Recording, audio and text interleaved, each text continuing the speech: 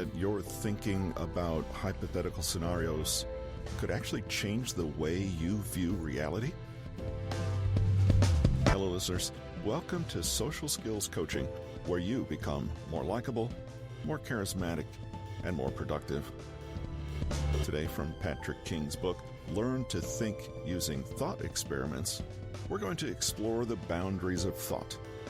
We're going to take a look at some thought experiments that will stretch your mind to its limits and making you question everything and everyone. From the trolley problem to Schrödinger's cat, each scenario forces new perspectives and deepens your cognitive flexibility, expanding how you see the world. Let's get into it. There was a time when mankind knew so much less about the world. We take so much of what's around us as a given, forgetting where it came from. Look around you, and you'll see that almost everything was, at some point, discovered or created by some enterprising or curious human being. The devices you use daily, the symbols making up the language you're reading right now, the mechanics of the electricity powering your home, all the medical marvels that went into keeping you alive and well in this moment. Ignore the fact that someone once had to look at a cow and decide, I'll try to drink whatever comes out of these pink things. Each of these accomplishments had to be fought for and won, one tiny step at a time. Much of what our modern world is made of comes directly from the diligent effort of people working to understand the universe and create their own inventions. All this scientific and technological progress was made not simply by sheer force of will or strength, but by using the scientific method and seeing the world in a way that prioritizes rational argument founded on sound, empirical, or logical data. In other words, the experiment is a mental tool so immense, so valuable, and so central to the survival of our species that it's hard to imagine where we'd be without it. It takes us from point A to point B, and it lets us know that we are directly affecting the world we inhabit. Instead of cowering in the face of the unknown, the experiment allows you to systematically and logically ask questions of the world around you and make sense of the answers. It's a tool to gradually pull back ignorance and reveal useful facts and information, unearth new possibilities, or show us where we've made an error. Of course, in this classical view, you may be thinking of the quintessential experiment, a scientist in a lab poking around with test tubes or wires, or a clinical trial for a new medication.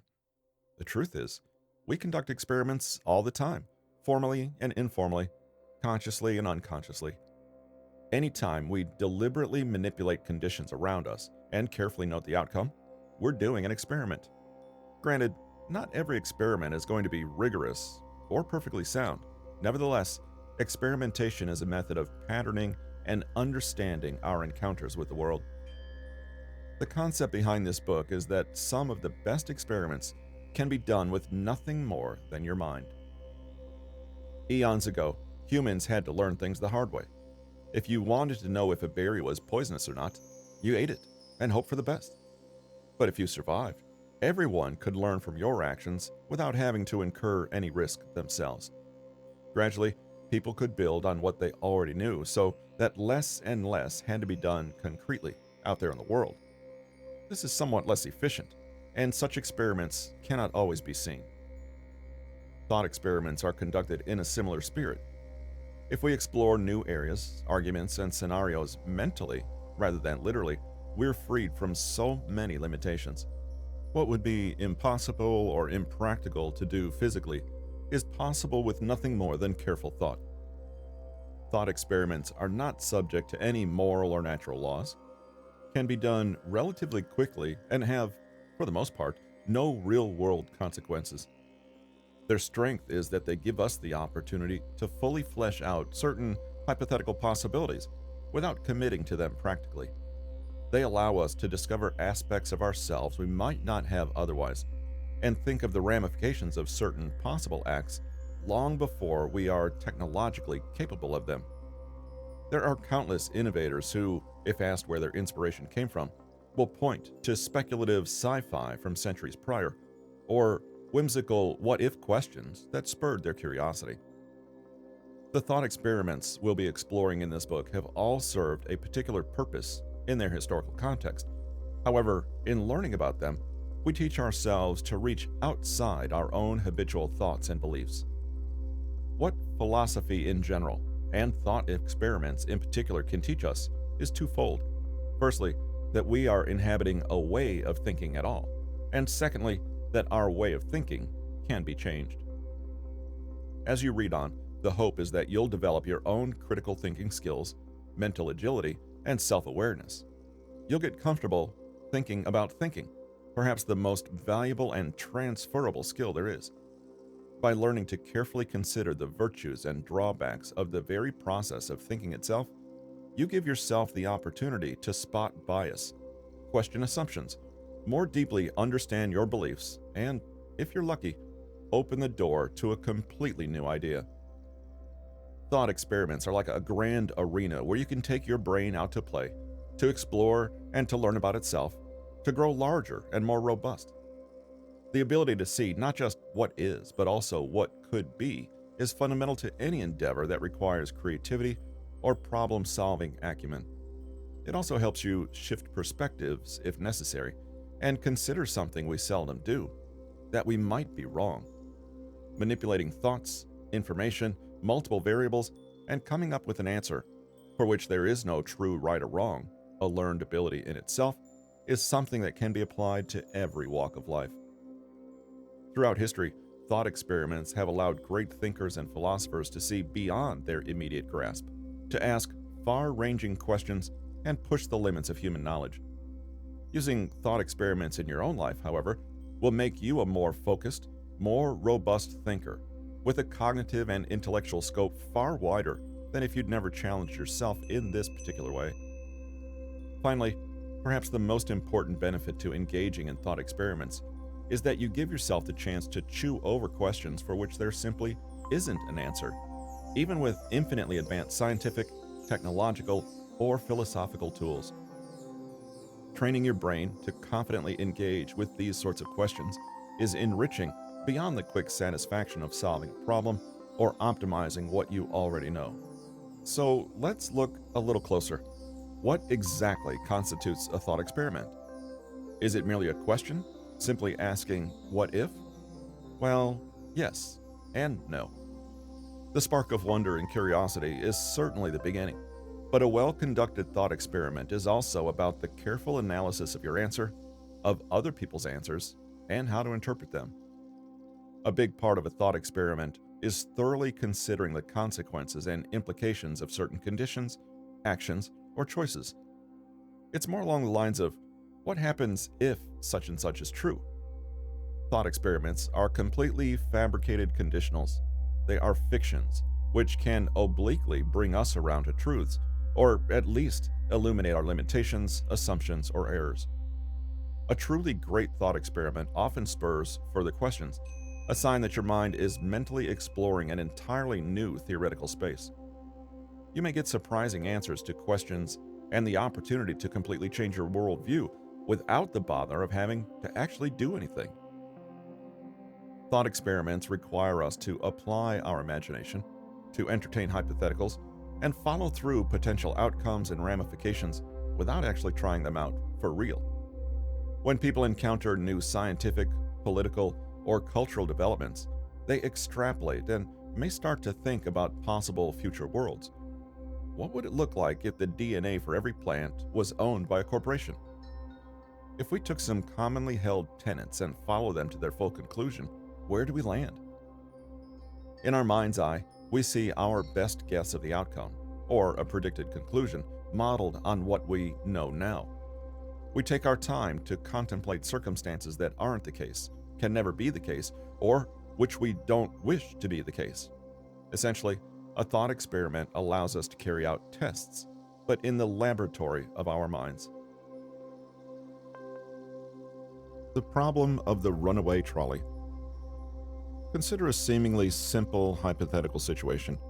You're standing and watching a train that's headed right for 5 people tied to the tracks, who will certainly be killed if the train continues. If you pull a lever, the train will divert and head down another track, killing instead just a single person tied to that tract. So if you fail to act, 5 people die. But if you do act, only 1 person dies. The question is, would you pull the lever? Why? Now, the idea is not to say, that would never happen, so who cares? The situation obviously is contrived, but it forces us to think outside the box and take a closer look at our default mental models. It invites us to have a conversation beyond what is immediately and concretely in front of us. Simply by asking the question, you've participated in one of philosophy's classic thought experiments, the so-called trolley problem. You may be spurred to think all kinds of new thoughts, strengthening different modes of reasoning, just as an athlete trains different muscles of their body. You may wonder, if we think a single life is important, does it imply that 5 lives are 5 times as important? Here, you're grappling with utilitarianism. You may believe most people would act to minimize harm if given the chance, considering what you know of how people normally behave, deductive reasoning, or you may wonder if not acting in this case completely absolves a person of guilt. Now you're thinking about moral philosophy. You may wonder, what if the single person was your child or parent? What if you had to physically push a person in front of the train to stop it? What if each of the 5 people had cancer and was going to die within the next year? What if there were 5 babies, yet the lone person standing was akin to Albert Einstein or some other genius? What if you had the power to sacrifice yourself in their place? What plea would you make if you were the single person? Now you're practicing switching perspectives and views. If you ask yourself whether saving a family member versus a stranger is any more ethical, you're actively seeking and evaluating support for this argument. You might think the whole situation over and decide that it's implicitly okay to do wrong if it prevents a larger wrong from occurring. Congratulations, you've made a hypothesis. You could test this hypothesis, not an opinion, by asking whether pulling the lever should result in being punished by the law. You could make a prediction about what would happen if this was actually the case in the real world, and on and on.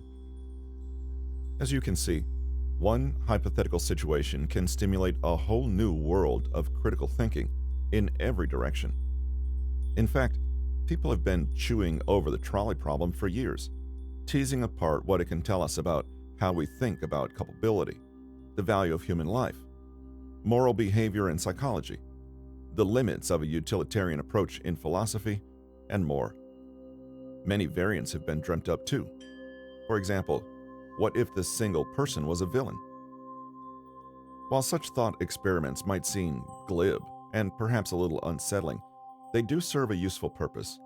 They're used by philosophers to investigate what beliefs we hold to be true and, as a result, what kind of knowledge we can have about ourselves and the world around us. Sometimes that process will be a little bizarre or unpleasant, but sometimes it can also push us beyond our limits and open up new and different perspectives. Long story short, thought experiments teach us to think. In the chapters that follow, we'll delve into famous thought experiments that have been carried out throughout history and their surprising ramifications. We'll look at ancient and modern philosophers alike, as well as physicists and great thinkers from all over the world. Many classical thought experiments have had profound effects on the way we think about ourselves in the modern world, so at the very least, learning about what each one implies will give you a richer insight into mankind's philosophical development throughout the ages. The zombie cat. Let's begin with the famous but often misunderstood thought experiment of Schrödinger's cat. To understand the point that physicist Erwin Schrödinger was trying to make, we need to know a little about the state of theoretical physics at the time, including the Copenhagen interpretation. Niels Bohr and Werner Heisenberg were proponents of this interpretation of quantum mechanics in the 1920s, and used it to explain and conceptualize some strange results found in quantum mechanics experiments.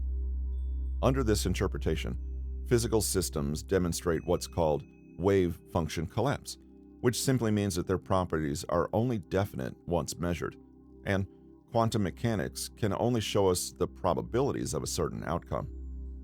Importantly, the Copenhagen interpretation is only one of many interpretations of quantum theory, each with their own support and criticisms, of which Schrödinger's cat is also only one. The thought experiment goes like this. Imagine there's a cat placed inside a box for an hour.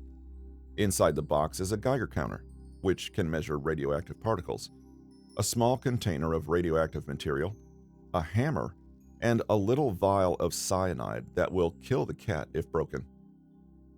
The radioactive material is set up in such a way as to allow for a 50% chance that after an hour has passed, a single atom of the material will decay. It's not important to understand radioactive decay, only that radioactive elements are unstable and liable to emit particles, i.e., radioactivity. The setup is such that if a particle is emitted, the Geiger counter records it and the hammer drops, breaking the vial and killing the cat. Schrödinger argued that using the Copenhagen interpretation, you could say that the cat is literally both dead and alive before you open the box to confirm the case. In other words, it exists in some strange state where it is simultaneously living and deceased, and only opening the box collapses the uncertainty. If this sounds kind of weird to you, that's the point. Schrödinger used this thought experiment to highlight how uncertainty at the subatomic level could have strange implications for bigger objects, like cats.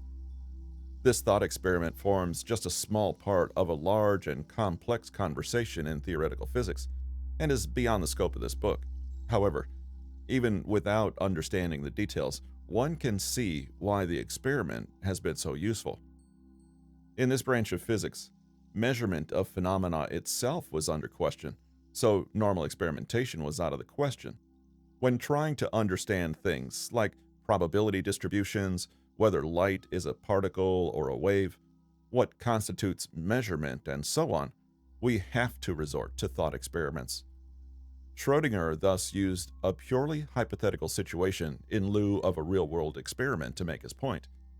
He took a premise from an accepted model and asked, what happens if we think this way for large objects? This scenario, like the trolley problem, has inspired many subsequent thought experiments. Indeed, much of the theoretical physics plays out in this abstract, purely mathematical space far outside the lab. What can this thought experiment teach the layperson about critical thinking? Often the flaws in our arguments or beliefs can be found if we merely follow our own models to their full conclusion. In other words, we use thought experiments to fully consider all the implications of our perspective, i.e., if such and such is the case, what does it mean for everything else? In Schrödinger's case, the sheer implausibility of the outcome was implied criticism. In considering any argument or point of view, ask yourself, how would the world have to be if my theory were true? Is the world that way? What does my argument imply? Are the implications desirable or logical or true? And if not, does it invalidate my original argument? This might appear to epitomize one of the loudest criticisms of philosophy, that it's a bunch of circuitous thinking with no real ending or purpose. However, this endless analysis and prodding of your thoughts is the real purpose in enriching yourself. Physics first. Before we delve completely into thought experiments that are more about how we think and how we can fine-tune our thinking abilities, let's take a brief look at two other instances in which thought experiments helped advance science in very real ways. Thought experiments were one of Einstein's superpowers. He could imagine a scenario, play it out mentally with shocking accuracy and detail, and then extract the subtle conclusions that lay within. One of Einstein's most famous Gedanken experiments, literally German for thought experiment, begins with a simple premise. What would happen if you chased and then eventually caught up to and rode a beam of light through space? In theory, once you caught up to the beam of light, it would appear to be frozen next to you because you're moving at the same speed. Just like if you're walking at the same pace as a car driving next to you, there is no acceleration. The relative velocities are the same, so the car would seem to be stuck to your side. The only problem was that this was an impossible proposition at the turn of the century. If you catch up to the light, and the light appears to be frozen right next to you, then it is inherently impossible that it's light, because of the difference in speeds. It ceases to be light at that moment.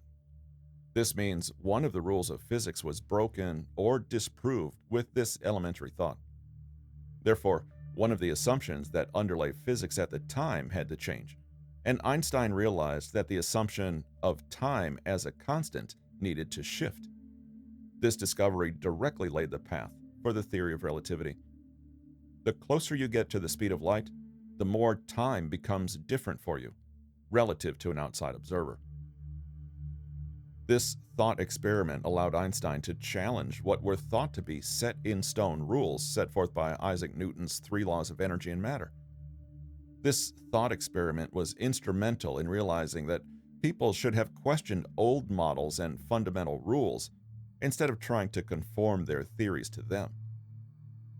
Before Einstein came Isaac Newton, of course known for discovering the concept of gravity and putting forth the 3 laws of motion.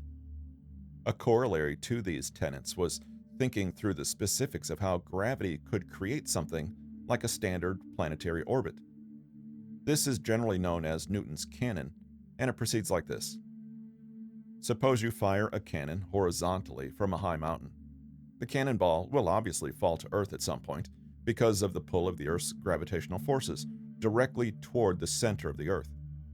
As you shoot the cannonball with more force and velocity, it will, of course, travel further and further before being dragged back down to the Earth by gravity. What if the cannonball was fired with the exact right amount of velocity and force, such that it would travel completely around the Earth and be perpetually falling, as it was still caught in the Earth's gravitational pull, but never quite falling before it reached the Earth's horizon? This is an orbit, and this is how Newton, hundreds of years ago, deduced that the orbit of the Earth's moon functioned. It continuously fell in its path around the Earth. He was right. Practical applications aside, we'll now begin to explore the depths of our thinking. Takeaways. A thought experiment is much more than a what-if scenario played out to its logical or philosophical end. It's a grand arena where you can take your brain out to learn, explore, grow, and play. It's how you can truly learn to think and conceive of the world outside your own perspective. Some thought experiments will force you to expand your mind in certain ways, while others will encourage you to utilize novel perspectives and lines of thought. Using thought experiments in your own life will make you a more focused, more robust thinker, with a cognitive and intellectual scope far wider than if you'd never challenged yourself in this particular way. Learn to search for an answer, even when there is no true, correct, or wrong way of thinking. Stretch your thinking capabilities and boundaries, and see how things look afterwards. A prime example of mulling around solutions and perspectives for which a million variables exist is the trolley problem. Would you rather allow one person to die or 5? This is a classic thought experiment that forces you into a series of escalating moral dilemmas. It makes you consider who you are and what you value, and why that is. In the end, nothing is solved or clarified except your own thoughts. There is no answer except to systematically learn and explore. More practical applications of thought experiments come in the form of Schrödinger's cat, molecular structure, Albert Einstein's riding a wave, relativity and the speed of light, and Newton's cannon, gravity and orbits. These theories mostly concerned hard sciences and explored them in a way that was impossible at the time, and still is currently. Today, we might have computers to map out simulations and projections, but thought experiments are still able to touch the unknown and the unquantifiable. Get comfortable thinking about thinking, because that's what we'll be doing throughout the book. The thought experiments we'll be exploring in this book have all served a particular purpose in their historical context. However, in learning about them, we achieve the broader goal of teaching ourselves to reach outside our own habitual thoughts and beliefs.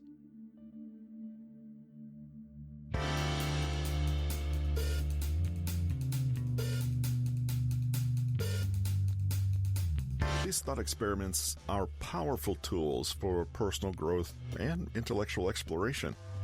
They encourage us to question our assumptions, challenge our perspectives, and expand our understanding of complex issues in a way that mere abstract thinking cannot. By engaging with these mental exercises, we not only deepen our curiosity, but also enhance our ability to think critically and creatively. Today's quote is a familiar one from Albert Einstein, but think about it closely and how it relates to the topic at hand. Einstein said, "We cannot solve our problems with the same thinking we used when we created them."